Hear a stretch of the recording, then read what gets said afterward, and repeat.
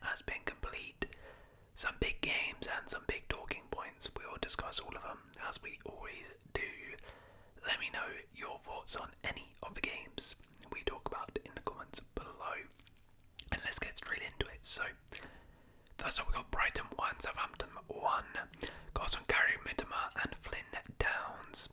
But the Friday night football for us. And it was a pretty decent game.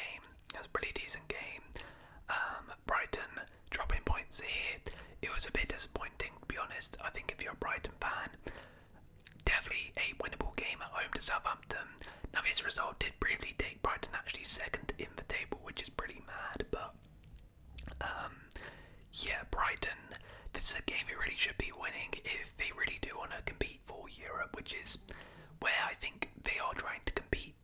So it's disappointing they didn't win this game considering they were 1-0 up. They did have some really good chances as well, but they couldn't really make them pay. The goal they did score was nice by Derek Lamptey, a fantastic assist for that goal. Really, really nice. It was a very feisty game as well. I mean, both managers had like a little bit of a scrap, a bit of back and forth. But Brighton actually were kind of lucky that they didn't lose this game because Southampton had a goal disallowed. Adam Armstrong, well, it was Cameron Archer who scored it, but Adam Armstrong was offside, and for me, I think it's crazy that was disallowed. I think if you've seen it, you know, the ball goes behind Adam Armstrong, he's offside, but like he's never going to get that ball. He's not really interfering with play. The on-field decision is a goal. I feel like they should have just left it and let out the goal. I did think that was a really poor decision. So I can understand Russell Martin's frustration. He was fuming on the sidelines after that. But yeah, either way, a point for Southampton is a really good result. A really good result away from home against Brighton. Decent result. They played okay. Tyler Dibling yet again the star of the show. This kid is absolutely fantastic, and you know, if Southampton go down, even if they don't, I would be shocked if nobody snaps him up next season in the summer, because he is absolutely superb right now, and at his age is crazy. And yeah, Joe Lumley also winning goal for Alex McCarthy after his stinker against Liverpool, and he did pretty decent. So a good point for Southampton, disappointing one for Brighton, who dropped points in this. Next up, Brentford 4, Leicester City 1. Got on Jan Weiser, hat-trick from Kevin Schade and Facundo Buonanotte. So Brentford with yet another victory at home. The best home team in the Premier League right now. I think they might have actually won every home game. I don't think they've definitely not lost at home. But I mean, the goals keep flooding in. 4 goals in this one. And from an unlikely source here, Kevin Schade with a hat-trick. I believe he had only scored 2 goals in his Brentford career before this game, and he went ahead and got a hat-trick, which is pretty mad.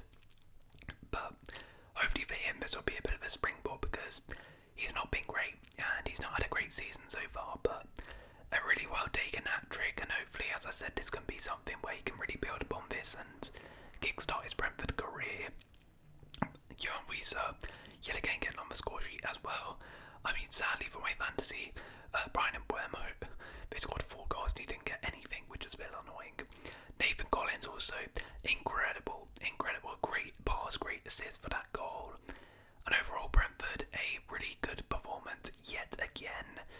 Igor Diago also came off the bench, made his debut, made a return to Brentford, the new signing, so interesting to see how he settles in. But Brentford look really good, really fun team to watch as always, flying forward with the goals and home form.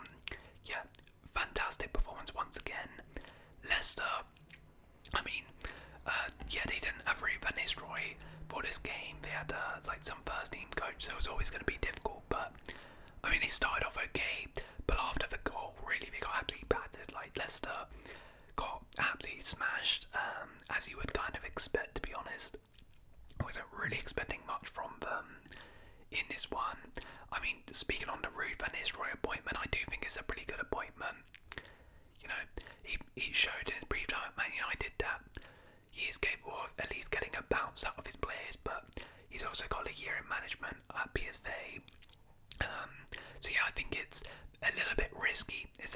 risky, but I think it's a sensible appointment. I'm really intrigued to see how he does at Leicester. So yeah, we'll see how he does in his next game. But I mean, clearly he's got a lot of work to do because this Leicester team is not good. Not good. They got absolutely cooked in this game. Crystal Palace 1, Newcastle 1. Got some Daniel Minos and an own goal from Mark Gay. So Crystal Palace 94th minute equaliser, and I mean it would have been absolutely criminal if he lost this game. If he lost this game, it would be absolutely crazy. I mean, look at these stats here. Mad. 16 shots, 4 on target. Newcastle had 1 shot the entire game. 1 shot. 0 on target. Palace absolutely destroyed them. They had chance after chance, but Palace just kept messing up their lines. And Daniel Munoz, I mean, he actually had probably the best chance of the game earlier on. So he redeemed himself slightly in the 94th minute. His first Palace goal, so really well done. A great cross as well by Mark Gay, fantastic ball, who again also redeemed himself after scoring the own goal. But Palace, really good performance. Even though they didn't win the game, clearly, I think you've seen in the last couple of games, the performances are improving. Eze also returned to the side, so I think Palace are slowly getting better and better, and I think it's only a matter of time before they really start clicking into gear. And yeah, I won't be too worried if I'm a Palace fan now. I would, however, be worried if I'm a Newcastle fan, because I mean, that is disgraceful. 1 shot the entire game. Absolutely abysmal. Now, to be fair, Newcastle did have a couple sort of chances on the counter and stuff, but they just messed it up, the final pass to final third. But in general, nothing going forward. They got battered in this game. Alexander Isak got injured. Another problem, another injury for them, which is obviously not ideal. But yeah, Newcastle not playing well at all recently, and maybe pressure started to build on Eddie Howe a little bit, because it does feel like they're stagnating. It really does. Maybe not even stagnating, maybe even declining, because performances are just getting worse and worse and worse, which is not good at all. Nottingham Forest 1, Ipswich 0, goal from Chris Wood, a penalty in the 49th minute. So Forest with yet another win, yet another clean sheet as well. I believe that is 5 clean sheets this season, and it was fairly deserved. A really solid performance by Forest. Had some decent chances in this one, and eventually got their pen through Chris Wood, who equals the tally for Nottingham Forest's joint top goal scorer in the Premier League. So fantastic achievement for him. He has obviously had an amazing season so far and continues to keep on scoring. And Forest, this defensive unit, absolutely fantastic so far this season. Really good. As I said, another clean sheet. Limited Ipswich to not really too many big chances. So it was a bit of a gritty victory, but they got the win, and it's a big one. Now, as for Ipswich, it's a little bit disappointing. As I said, I think Ipswich, they huffed and puffed, but I don't think they really caused Forest too many problems. They had a couple chances which were good. I should also say, shout out to Muric, because he pulled off an absolute blinder of a save. It was absolutely mental. It was like a double save, tipped it onto the bar, and then it was about to go back in, and he pushed it out. That was absolutely unbelievable. But Ipswich had a couple chances here and there, but I don't think they'll be too disappointed with this one. Forest away is a pretty tough fixture. Forest are playing very well. Ipswich gave it their best. They tried to give it a go, almost snatched something, but in the end couldn't get anything. So I think they'll move on from this one. Next up we have Wolves 2, Bournemouth 4. Goals on Jorgen Stranglass and Brace, Justin Kluivert hat-trick, and Milos Kerkez with a goal. An absolutely crazy game. Unlike the Forest Ipswich, only 1 goal. This had goal mouth action. I mean, there was 2 goals in just 8 minutes in this game. There goals. I believe, one, two, that's 4 goals in the first half alone, which is crazy as well. And there was also Justin Kluivert scoring a hat-trick of pens, the first ever player in Premier League history to do so, which is a bit mad. I thought someone would have done that before, but clearly not. Fair play to Kluivert. To be fair, that is actually quite hard to score a hat-trick of pens because, at some point surely the goalkeeper's gonna guess the right way, and understand your style. So fair play to Kluivert, very good penalty taker, but overall it's a good performance from Bournemouth, who deserved the victory. They were definitely the better side in this one. Milos Kerkez got his first Bournemouth goal and overall was absolutely superb. Evan Nielsen, shout out to him. I mean, he won all 3 penalties, which is pretty mad. So yeah, he worked really, really hard. Probably should have scored a goal as well, but fair play to him. Great performance overall by Bournemouth. But for Wolves, absolutely atrocious. Absolutely atrocious. I mean, it's really been the story of their season so far. The attack is actually perfectly fine. They're pretty good going forward, actually, Wolves. But this defence is just absolutely awful, isn't it? It's absolutely awful. It's been getting cooked time and time again this season. Now, we'll say, they conceded 3 penalties, and all 3 were completely preventable. 2 of them were literally back passes to Jose Sarr, and he gave away them. So they really only have themselves to blame here, Wolves. Giving away the pens that softly, really, really poor from them. But Strand Larsen did very well on a personal note. A brace. He has started the season so well. A fantastic signing. And I'm pretty sure he's only on loan with an option to buy. I would be shocked if someone else didn't try to come in and sweep and take him because he's been on fire so far. But yeah, not good for Gary O'Neill. Wolves decided it kind of looked like they were building some momentum, smacked Fulham, but it's sort of back to square one again, which is really disappointing. West Ham 2, Arsenal 5. Goals from Wan-Bissaka, Emerson, Gabriel, Trossard, Odegaard, Havertz and Saka. Yeah, yet another game packed full of goals. This one, again, also breaking a lot of records and stuff. This game had 7 goals in the first half. All 7 goals ended up in the first half. An absolute mental one. And yeah, Arsenal yet again go to West Ham and smack them. Remember last year it was 6-1 or something, wasn't it? So Arsenal really, really like going there recently, and a dominant display by them. Yeah, absolutely brilliant. Can't really ask for too much more from Arsenal. Bukayo Saka absolutely tore him a new one yet again. Just superb, isn't he? Absolutely superb. Got 2 assists and a goal. Won a penalty as well and scored a penalty. Yeah, Odegaard again, really nice. The Trossard goal in particular was a really nice one. Little flip by Odegaard. The touch and pass by Saka to square it. Beautiful. Havertz getting a goal. Gabriel yell again from the corners. Absolutely dominant display. I think he did get an injury, came off at half time. Hopefully that's not bad, but yeah, couldn't really ask for too much more.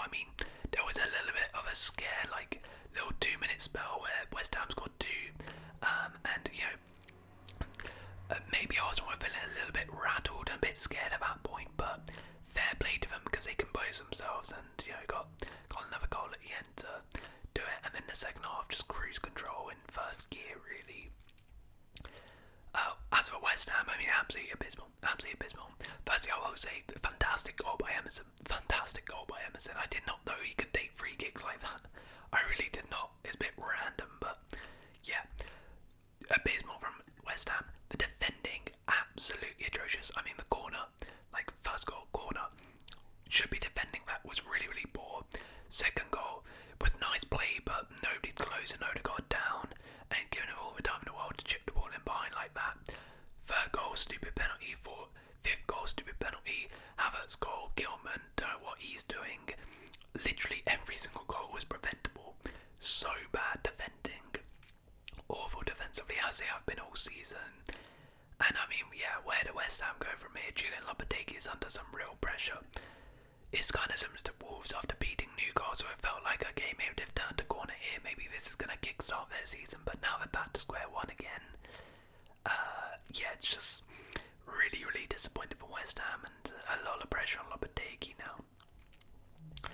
Next up we have Chelsea 3, Aston Villa 0. Goals from Nicholas Jackson, Enzo Fernandez and Cole Palmer. Brilliant display from Chelsea. Dominant. Probably maybe our best performance of the season, I thought. Like, we absolutely controlled the game, dominated Villa, and got a clean sheet as well for once. We haven't got a clean sheet in a while. It was all around the perfect display from us.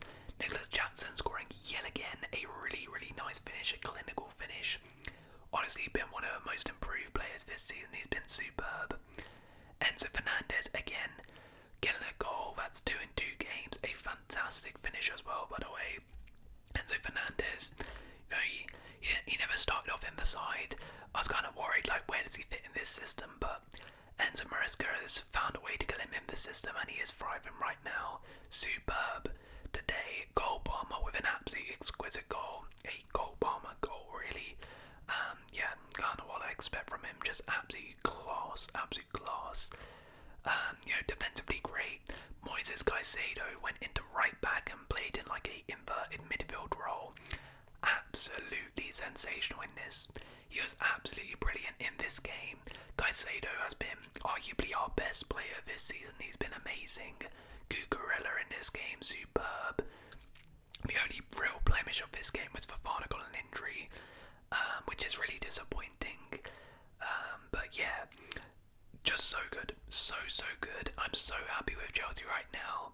Comfortable, dominant display, and we're just going about our business, getting those wins. And that's all I can really ask for. Just a bit of consistency finally, which is really nice to see. Now for Villa though, I mean, wow, they're in a rut right now. They're in some real trouble. I think that's like 7 in a row now. They haven't won a game. Got absolutely destroyed in this one. I mean, Villa, they literally just play. I don't understand it. It feels like they play the exact same way, the exact same style every single game. Emery thinks it's gonna change anything, and it doesn't. Like, they play the exact same style, exact same way in the 7-game run, and they've been battered every single game. After a couple minutes, it was very clear to see Villa were getting outplayed. They needed to make some changes. They needed to change something, but it was just the same thing over and over again. It just didn't work. And I mean, some of the players out there just absolutely stunk. I mean, Emi Martinez, very lucky to, not give away a goal to Nicholas Jackson. He was really poor. Robin Olsen came on at half time. Leon Bailey came off the bench, as always, done nothing. He's been awful this season. Ollie Watkins, I mean, what on earth's happened to him? He's been shocking this season. Villa are just in some real problems right now. Real problems. I think Emery needs to change something, because right now it's just not working. It's really not working. Manchester United 4, Everton 0. 2 goals from Marcus Rashford and 2 goals from Joshua Zirkzee, giving Ruben Amorim his first win as Man United manager. Dominant display, really good from Manchester United, and Amorim ball is in full effect right now. A great introduction as to how it can be. I mean, to be honest, Everton actually started off the game pretty well. Like, Everton had some decent chances, and it was looking like they were going to give them a tough game, but Everton, as always, cannot put those chances away. And then Marcus Rashford comes up with the goal, and it comes off Jarrad Brentford, a little bit lucky in the end, but after that goal, Man United absolutely dominated the game, really destroyed Everton. 2 goals for Rashford, 2 goals for Zirkzee, which is really nice, because 2 players who have been under a lot of scrutiny this season, not really had the best of starts to this season, so gonna be massive ones for their confidence this one. But really the star of the show is Amad Diallo, wow, absolutely superb in that right wing back system. He was insane. The pressing was absolutely mad. I think both goals, 2 of the goals came from literally just him pressing. He was dominant down that right hand side, and I think because he was absolutely electric in this one. Absolutely electric. And overall, fantastic display by Man United, a clean sheet as well. It's a big, big confidence booster for United and Ruben Amorim, and yeah, fair play to them, fair play to them. I mean, Everton though, as I said, they started off well, but completely collapsed after the first goal and got absolutely outplayed. Really poor display by them, really, really poor display by them, and yeah, they'll be kicking themselves that they got battered like that. Next up we have Spurs 1, Fulham 1, goals from Brennan Johnson and Tom Gurney. There was a red card in this one, also for Tom Gurney, the hero turned villain. I thought the red card was probably a red, but it was a little bit harsh. It was one of those where you kind of like slow it down, it looks worse than it really was in real time, but it didn't matter in the end. Fulham held on for the point, and I think Fulham absolutely destroyed Spurs. Absolutely destroyed Spurs. To be honest, Fulham were kind of unlucky they didn't win this game. They had a lot of chances in this one. Fraser Forster pulled off some really, really good saves. And yeah, Fulham, Don Kenny with a fantastic goal, but Fulham unlucky not to win this game. A really, really good performance by them. Fantastic to bounce back after that battering they got versus Wolves. So well done to Fulham. They'll definitely take this point and yeah, move on. They've been fantastic this season. But from a Spurs perspective, oh my days. You know, it's just so it literally sums up their season. This go to Man City and beat them 4-0 and then the next week go and draw to Fulham. Like, it literally sums up their season. Like bipolar FC, they change. You don't know what you're getting on a week-to-week basis. They can be the best team in the world or absolutely shocking like they were in this game. I mean, yeah, as I said, if it wasn't for Forster, they probably would have lost this game. They were so poor in this one. Fulham absolutely battered them. The defence was all over the place. Struggled to create chances as well. It's just, it doesn't make any sense. It doesn't make any sense. I mean, actually it kind of does, because it's another game where, off the back of a midweek fixture, they lose or don't win. I'm pretty sure after all of their midweek fixtures so far this season, they haven't won a single game. The next one after that. So clearly, there is a bit of a problem there, but I don't understand how, because they even rotate quite a bit. They rotate heavily in Europe, so yeah, it's weird. It's weird, and Spurs must be one of the most frustrating teams if you're a Spurs fan to watch right now. Right, the big one, Liverpool 2, Manchester City 0. Got some Cody Gakpo and Mohamed Salah. So, yeah, Liverpool absolutely dominated City. Absolutely dominated City. It was a, City came into this game with no confidence, of course, having gone winless in 6 games, lost 5 out of those 6. I was expecting Liverpool to win. I was expecting Liverpool to win fairly comfortably, and they did. City, even though it was only 2-0, City didn't really offer anything going forward. The only time they actually had a chance was through a bit of a mess up at the back by Virgil van Dijk, but a big save by Kelleher, to be fair. But that was literally the only thing he had to do all game, which shows how dominant Liverpool were. It could have been a lot more, to be honest. Literally 10 minutes into the game after watching, I was like, yeah, City are losing. City are losing. Liverpool's pressure, their intensity was all over them. They were dominating them, and then eventually got the goal. Great play by Salah for that goal, and of course get the penalty in the end, which Salah converts, unlike he did versus Madrid. But yeah, Liverpool, obviously a big victory this one. That's now 7 without a win for Manchester City, and this maybe could be the game that almost kicks City out the title race. I mean, of course, we're still early in the season. They can definitely turn it around, but this is it does feel seismic. It does feel like this game, it's a bit of a turning point, and maybe Manchester City, I reckon, drop a couple more points in the next few weeks, and they might be done. They might be done, because they are a long way away. I think they're actually like 4th or 5th now. So yeah, really bad performance from Manchester City. Fantastic from Liverpool, fantastic. Who, from their perspective, I think they're like 9 points clear at the top of the league, which is absolutely mad at this stage. They've been unbelievable. But look, I mean, we'll see how long it can last. I am expecting an implosion soon. No, but surely there has to be like a dip in form at some point from Liverpool, right? Surely they can't just keep this up forever. I mean, maybe they can, but we'll see. But this is a big win, and the good thing about them is they've got a buffer that if they do start to drop off, it's fine because they've got that buffer, they've got that 9-point lead, so they can actually afford to drop some points, go for a little bit of a rough spell, and they'll probably still be fine. Whereas Man City are in a rough spell right now, and they can't really afford to be dropping more points because they're just going to go further and further behind Liverpool.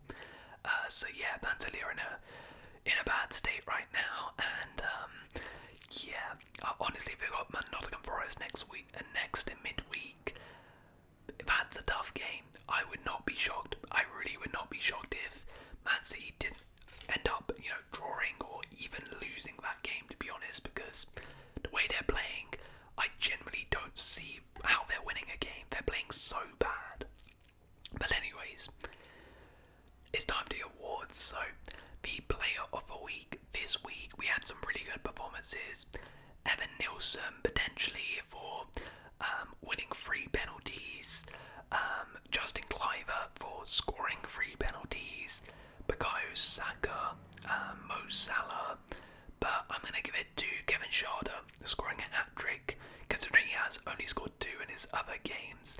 In his 40 Premier League games before that. I think it's only fair. The worst player of the week has to be Jose Sarr, giving away 2 penalties like that. Absolutely awful. The worst refereeing decision, probably the Brighton game, disallowing that goal. And then the moment of the week, there was some really good ones. I mean, the Fabian Ertzler Martin little scrap at the end was pretty good. That was pretty good. Manchester City in that game, Liverpool fans thinking Pep's gonna get sacked in the morning, and him holding up a 6 for his 6 Premier League titles was pretty funny. But I'm gonna go to the Wolves game, where for the 3rd penalty, Justin Cliver, one of the Wolves fans, if you haven't seen it, just look it up. Just look up Justin Cliver penalty Wolves fan, and you'll see what I mean. But it's absolutely hilarious. Anyways, hope you guys have enjoyed this video. If you have enjoyed it, please do like, consider subscribing. I'll see you.